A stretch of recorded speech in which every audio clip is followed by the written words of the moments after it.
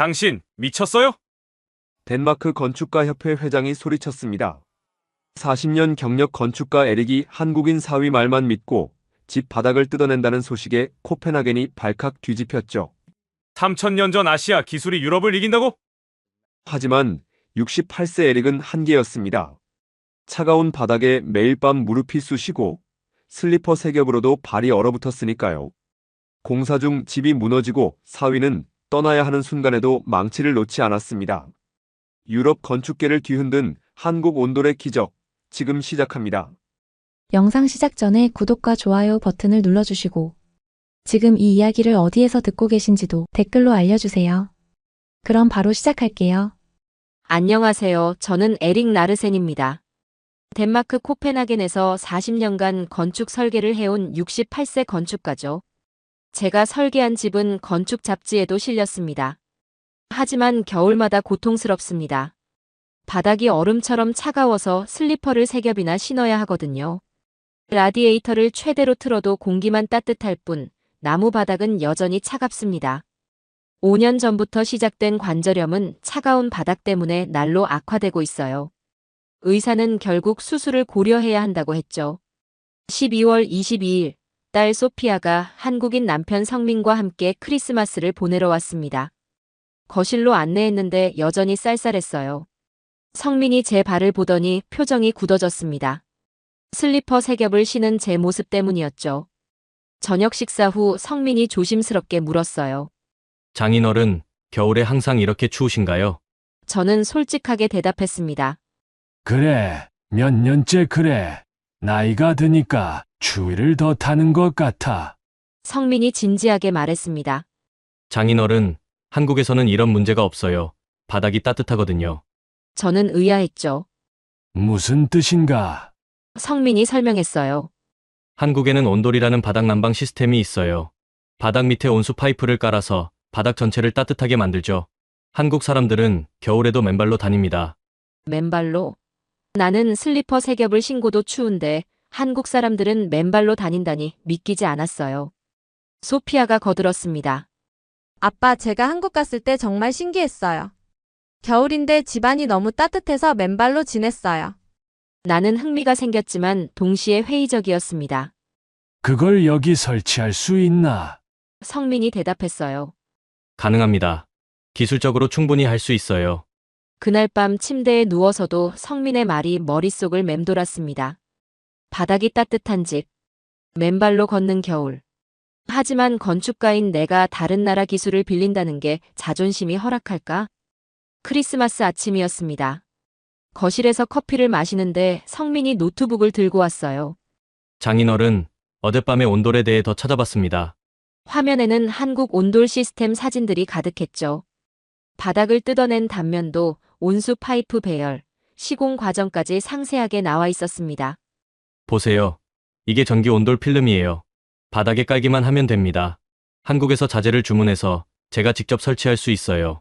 성민의 목소리는 확신에 차 있었습니다. 나는 화면을 뚫어지게 봤어요. 기술적으로는 가능해 보였습니다. 하지만 뭔가 찜찜했죠. 자네가 직접 설치한다고? 나는 의심스러운 표정을 지었습니다. 건축 전문가도 아니면서 가능하겠나? 성민이 웃으며 대답했어요. 한국에서는 많은 사람이 직접 해요. 유튜브 영상도 많고요. 제 아버지도 집수리를 자주 하셔서 저도 배웠습니다. 소피아가 끼어들었습니다. 아빠, 성민이 정말 손재주가 좋아요. 우리 집 선반이랑 가구도 다 직접 만들었어요. 나는 여전히 회의적이었죠. 40년간 건축을 해온 내가 사위의 손을 빌려야 한다니.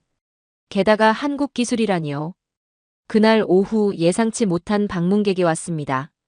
덴마크 건축가협회 회장 라르스였어요. 우연히 근처에 왔다며 들렀다고 했지만 눈빛이 심상치 않았습니다. 에릭, 자네 집에 한국 난방을 설치한다는 소문을 들었네. 라르스의 목소리는 차갑게 식어 있었어요. 아직 결정한 건 아니야. 사위가 제안한 거지. 나는 변명처럼 말했습니다. 라르스가 코웃음 쳤어요. 자네가 미쳤나? 40년 경력의 덴마크 건축가가 아시아 기술을 쓴다고? 유럽 건축 철학은 어디 갔나? 라르스, 하지만 실용성도 중요하지 않나? 나는 말을 잇지 못했습니다. 라르스가 단호하게 말했어요. 에릭, 자네는 덴마크 건축가 협회 원로야. 자네가 그런 선택을 하면 젊은 건축가들에게 어떤 메시지를 주겠나? 우리 전통을 부정하는 거야. 라르스가 떠난 후 나는 서재에 혼자 앉았습니다. 창밖으로 눈이 내렸어요. 발은 여전히 차가웠고 무릎은 쑤셨습니다. 하지만 라르스의 말이 계속 머릿속을 맴돌았죠. 40년간 쌓아온 명성, 동료들의 신뢰. 그걸 지켜야 할까요? 아니면 편안함을 선택해야 할까요? 저녁 식사 자리는 무겁게 가라앉았습니다. 성민이 조심스럽게 입을 열었어요. 장인어른, 제 제안이 부담스러우시면 그냥 잊어주세요. 제가 생각이 짧았습니다. 나는 고개를 저었습니다. 아니야, 자네 잘못이 아니네. 내가 결정을 못하는 거야. 소피아가 내 손을 잡았습니다. 아빠, 건강이 제일 중요해요. 동료들 시선 때문에 아빠가 고통받는 건 말이 안 돼요. 딸의 눈에 눈물이 맺혔죠. 나는 아무 말도 할 수 없었습니다. 건축가로서의 자존심과 가족의 걱정 사이에서 나는 흔들리고 있었습니다. 크리스마스 다음 날 아침, 성민이 가방에서 두꺼운 서류 뭉치를 꺼냈습니다. 장인어른, 이것 좀 봐주세요. 한국에서 가져온 온돌 자료입니다. 나는 호기심 반 회의 반으로 서류를 받았어요. 첫 장을 넘기는 순간 숨이 멎었습니다. 고구려 시대 온돌 유적 단면도였어요. 기원전 1세기 것이라고 적혀 있었죠. 3000년 전 설계도가 놀라울 정도로 정교했습니다. 아궁이에서 시작된 열이 바닥 및 고래를 통해 고르게 분산되는 구조. 연기는 굴뚝으로 빠지고 열만 바닥에 축적되도록 설계됐어요. 현대 공학으로도 쉽지 않은 연력학적 계산이 완벽하게 구현돼 있었습니다. 이게 정말 3000년 전 기술인가? 나는 믿을 수 없다는 표정으로 물었습니다. 성민이 고개를 끄덕였어요. 네, 한국에서는 고대부터 온돌을 사용했어요. 추운 겨울을 견디기 위한 지혜였죠. 유럽의 라디에이터보다 훨씬 오래됐습니다. 다음 페이지에는 현대 온돌 시스템 설계도가 있었어요. 전기 필름, 온수 파이프, 온도 센서까지. 3000년 전 원리를 현대 기술로 발전시킨 거였죠. 나는 40년간 건축을 공부했지만 이런 시스템은 처음 봤습니다. 유럽 건축 교육에서는 한 번도 다루지 않았거든요. 왜 유럽에서는 이런 걸 개발하지 않았을까? 나는 중얼거렸습니다. 성민이 조심스럽게 대답했어요. 유럽은 벽난로와 라디에이터로 공기를 데우는 방식을 선택했죠. 하지만 한국은 바닥에 앉아서 생활하는 문화라 바닥 난방이 필수였어요. 필요가 발명을 낳은 거죠. 나는 자료를 계속 넘겼습니다. 온돌의 장점들이 나열돼 있었어요. 에너지 효율 30% 향상, 관절염 통증 감소 효과, 균일한 온도 분포. 덴마크 의학 논문까지 인용돼 있었죠. 북유럽 노인들의 관절염 환자 비율이 한국보다 2배 높다는 통계도 있었습니다. 서재에 혼자 남아 자료를 다시 읽었습니다. 건축가로서의 자존심이 흔들렸어요. 내가 40년간 배운 게 뭐였나? 미학과 디자인만 쫓다가 정작 중요한 실용성을 놓친 건 아닐까? 3000년 전 한국 사람들이 이미 해결한 문제를 나는 왜 해결 못했을까? 저녁에 옛 동료 스벤에게 전화했습니다. 스벤, 자네 한국 온돌이라고 들어봤나? 스벤이 웃으며 대답했어요. 온돌? 아, 그 바닥 난방 말인가? 몇 년 전 건축 세미나에서 봤지. 신기하더군. 하지만 우리 건축 철학과는 맞지 않아. 왜 맞지 않나? 나는 반박했습니다. 효율적이고 실용적인데? 스벤이 잠시 침묵하더니 말했어요. 에릭, 자네 정말로 그걸 고려하는 건가? 라르스한테 들었네. 자네 정신 차리게. 전화를 끊고 나니 화가 났습니다. 왜 모두가 전통만 고집할까? 더 나은 기술이 있다면 배워야 하는 게 아닐까? 나는 결심했습니다. 성민을 불렀어요. 성민, 자네 제안을 받아들이겠네.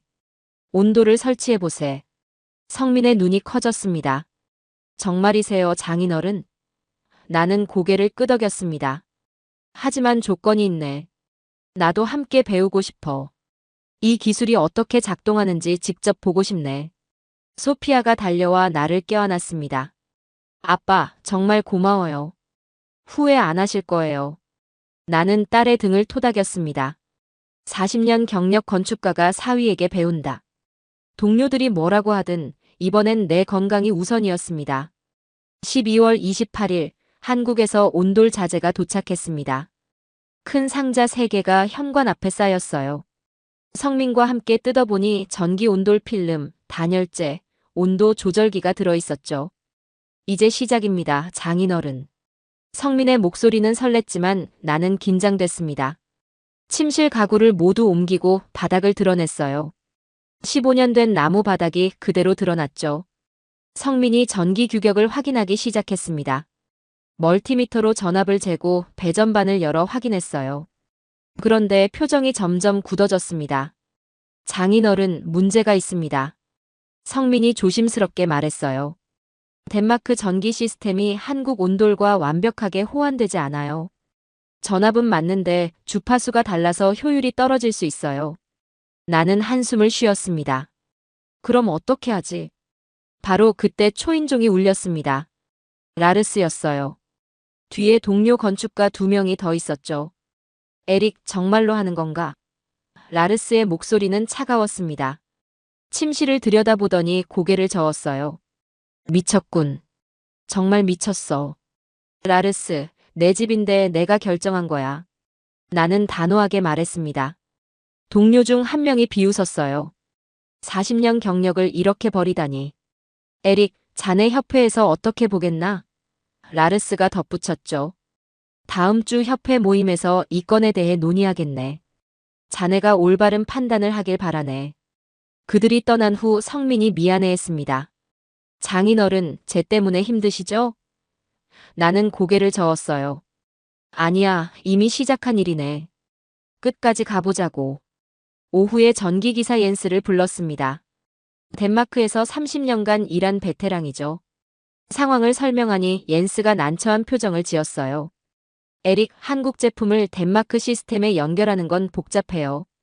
안전 문제도 있고요. 그럼 불가능한 건가? 나는 절망적으로 물었습니다. 옌스가 잠시 생각하더니 말했어요. 불가능하진 않아요. 하지만 변압기를 추가로 설치해야 해요. 비용이 더 들죠. 나는 망설였습니다. 이미 자재비로 꽤 썼는데 추가 비용까지. 소피아가 제 어깨에 손을 얹었습니다. 아빠, 괜찮아요. 우리가 도와드릴게요. 성민도 고개를 끄덕였죠. 장인어른, 제가 변압기 비용 부담하겠습니다. 제 제안으로 시작된 일이니까요. 그날 밤 나는 서재에 혼자 앉아 있었습니다. 동료들의 비난, 기술적 문제, 추가 비용. 시작부터 삐걱거렸어요. 과연 이 선택이 옳았을까? 창밖으로 눈이 내렸고 발은 여전히 차가웠습니다. 12월 30일 변압기를 설치하고 본격적인 공사가 시작됐습니다. 성민과 옌스가 바닥을 뜯어내기 시작했어요. 전기톱 소리가 집 안을 가득 채웠죠. 나무 바닥판이 하나씩 들려나갔습니다. 그런데 3번째 판을 드러낸 순간 옌스가 작업을 멈췄어요. 에릭, 이것 좀 봐요. 옌스의 목소리가 떨렸습니다. 바닥 및 구조물이 일부 썩어 있었어요. 습기 때문인지 나무가 검게 변했고 곰팡이까지 피어 있었죠. 이거 내가 설계할 때는 없었는데. 나는 충격을 받았습니다. 성민이 더 넓은 부분을 확인했어요. 썩은 부분이 생각보다 넓었습니다. 장인어른, 이 상태로는 온도를 설치할 수 없어요. 구조물을 먼저 교체해야 해요. 옌스도 고개를 끄덕였죠. 최소 3일은 더 걸려요. 비용도 2만 크로네는 들 겁니다. 2만 크로네. 적지 않은 돈이었어요. 게다가 이건 내 설계 실수였습니다. 15년 전 방수 처리를 제대로 안 한 거죠. 건축가로서의 자존심이 바닥에 떨어졌습니다. 소피아가 내 손을 잡았어요. 아빠, 괜찮아요. 실수는 누구나 해요. 오후에 더 큰 충격이 왔습니다. 지역 신문 기자가 전화했어요. 라르센 씨, 온돌 설치에 대해 인터뷰 요청드립니다. 덴마크 건축가가 아시아 기술을 도입한다는 게 화제예요. 나는 정중히 거절했지만 이미 소문은 퍼진 것 같았어요. 다음 날 아침 신문 기사가 났습니다. 저명 건축가, 자기 집 설계 실패 인정? 제목이 자극적이었어요. 기사는 내가 유럽 건축의 한계를 인정하고 한국 기술에 의존한다고 썼죠. 전화가 빗발쳤습니다. 동료들, 제자들, 심지어 10년 전 고객까지. 저녁에 성민이 조심스럽게 말했습니다. 장인어른, 제가 나쁜 소식이 있어요. 회사에서 한국으로 돌아오라고 연락이 왔어요. 1월 5일까지 복귀해야 한대요. 머리가 멍해졌습니다. 일주일밖에 안 남았어요. 구조물 교체에 3일, 온돌 설치에 최소 2일. 시간이 부족했습니다. 성민, 자네가 없으면 난 어떻게 하나? 나는 절망적으로 물었습니다. 성민이 미안한 표정을 지었어요. 죄송합니다. 프로젝트 마감이 급해서요. 하지만 영상통화로 도와드릴 수는 있어요. 밤에 소피아가 울었습니다. 아빠, 미안해요. 우리가 아빠 집을 망가뜨린 것 같아요. 명성도 돈도 다 잃으시고. 나는 딸을 안아줬어요. 아니야, 소피아. 이건 내 선택이야. 혼자 뜯겨진 바닥을 바라봤습니다. 15년간 살아온 집이 폐허가 됐어요. 동료들은 비웃고 돈은 계속 나가고 성민은 떠나야 하고 모든 게 무너지는 것 같았습니다. 68세 건축가의 마지막 도전이 이렇게 끝나는 걸까요? 하지만 차가운 바닥에 앉아 무릎을 만지작거리며 생각했습니다. 여기서 포기하면 평생 후회할 것 같았어요. 내가 직접 하겠어. 나는 중얼거렸습니다. 68세의 망치를 잡는다고 늦은 건 아니겠죠. 1월 3일 저녁, 성민 출국 이틀 전이었습니다. 구조물 교체는 겨우 끝났지만 온돌 설치는 시작도 못했어요. 성민이 제안했습니다. 장인어른, 오늘 밤 세워서 끝냅시다. 제가 한국 가기 전에 완성하고 싶어요. 밤 9시 작업이 시작됐습니다. 옌스도 남아서 도와줬어요. 먼저 단열재를 깔았습니다. 성민이 치수를 재고 내가 커터칼로 자르고 옌스가 고정했죠. 68세의 바닥에 엎드려 일하는 게 쉽지 않았어요. 무릎이 쑤시고 허리가 아팠지만 멈출 수 없었습니다. 자정이 넘어 전기 온돌 필름을 펼쳤습니다. 은색 필름이 바닥을 덮었어요. 조심하세요. 찢어지면 안 돼요. 성민이 긴장한 목소리로 말했습니다. 우리는 숨을 죽이며 필름을 배치했죠. 한치의 오차도 없이 정확하게. 새벽 3시 전기 연결 작업이 시작됐습니다. 가장 중요한 단계였어요. 옌스와 성민이 전선을 연결하고 나는 옆에서 온도 조절기 설치 매뉴얼을 읽어줬습니다. 빨간 선은 L에, 파란 선은 N에. 하나하나 확인하며 진행했어요. 새벽 4시 성민이 마지막 연결을 마쳤습니다. 이제 테스트해봅시다. 우리 모두 긴장했어요. 옌스가 배전반 스위치를 올렸습니다. 온도 조절기에 불이 들어왔어요. 작동합니다. 옌스가 외쳤죠. 하지만 30분이 지나도 바닥은 차가웠습니다. 1시간이 지나도 마찬가지였어요. 성민이 당황했습니다. 왜 안 되는 거죠? 옌스가 멀티미터로 전류를 확인했어요. 전기는 흐르는데 열이 안 나네요. 새벽 5시 절망이 밀려왔습니다. 밤을 새워 일했는데 실패한 걸까요? 나는 바닥에 주저앉았어요. 역시 안 되는구나. 소피아가 내 어깨를 감싸 안았습니다. 아빠, 괜찮아요. 우리 최선을 다했어요. 성민이 포기하지 않았습니다. 한 번만 더 확인해 볼게요. 다시 온도 조절기를 열어봤어요.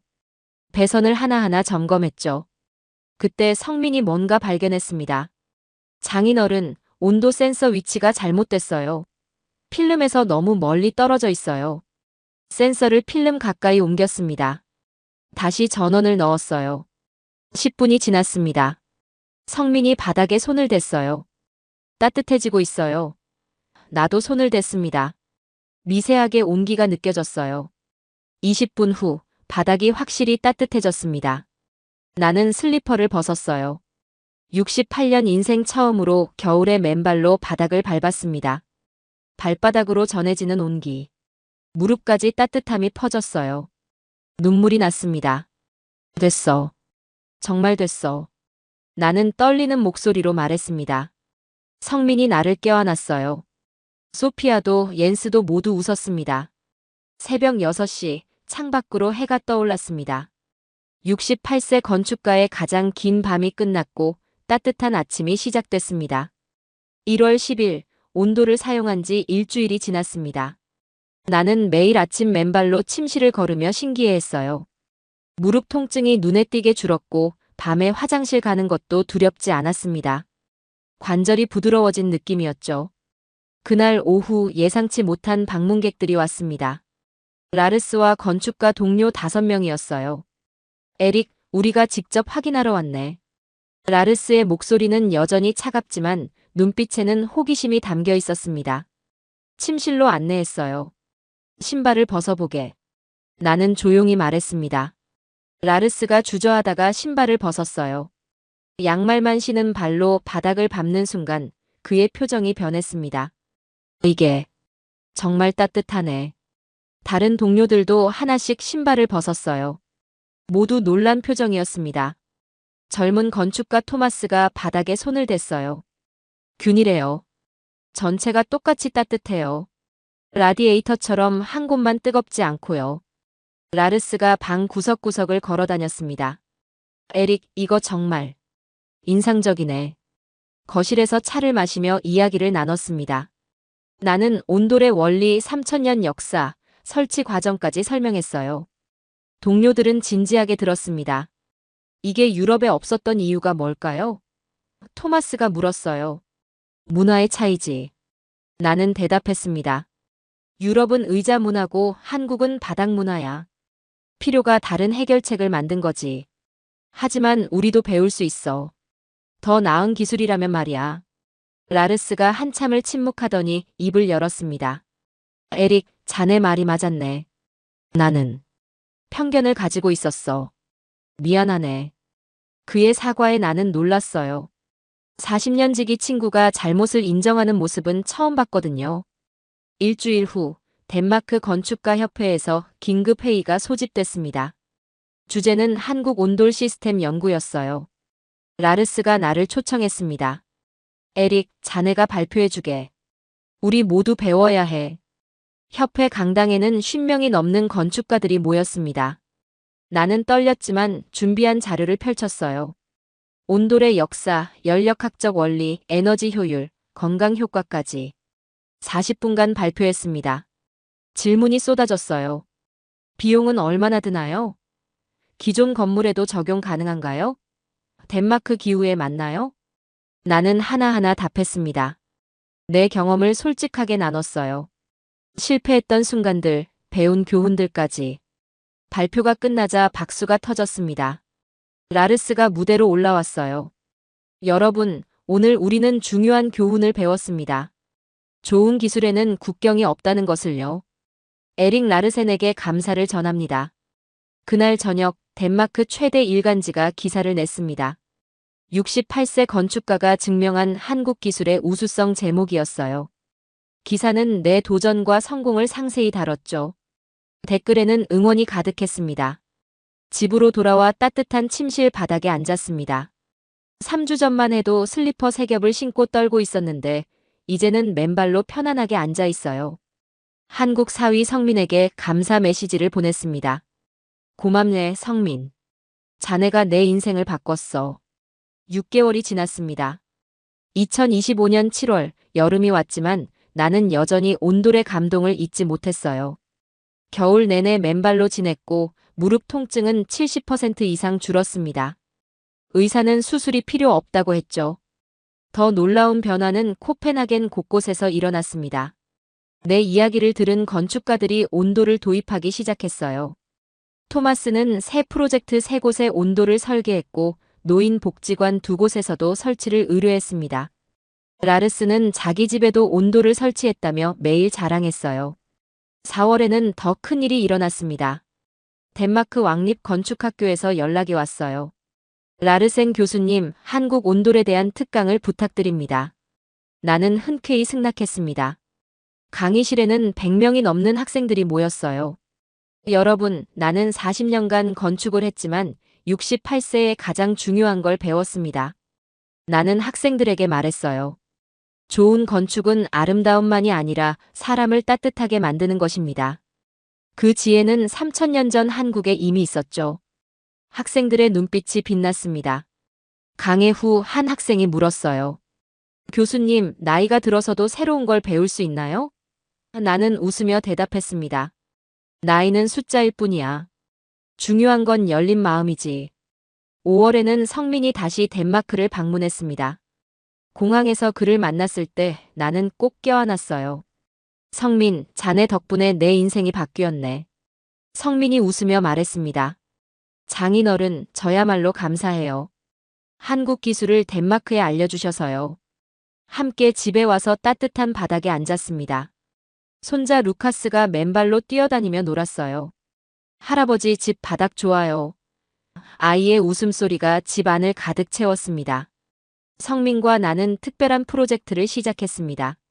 덴마크 기후를 위한 온돌 설치 매뉴얼을 함께 쓰기로 한 거예요.